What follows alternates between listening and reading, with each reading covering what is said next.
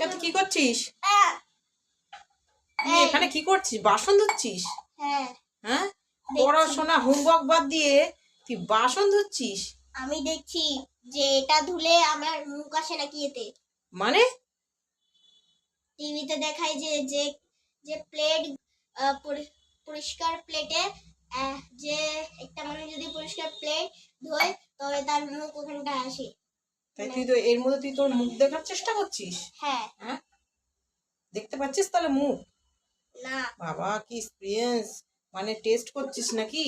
হ্যাঁ। হ্যাঁ, যে মুখ দেখা যায় কি না সেটাকে তো ভালো করে মাজতে হবে, তারপর তোর এটার মধ্যে মুখ দেখা যাবে। ভালো করে মেজেছি হ্যান্ড ওয়াশ দিয়ে।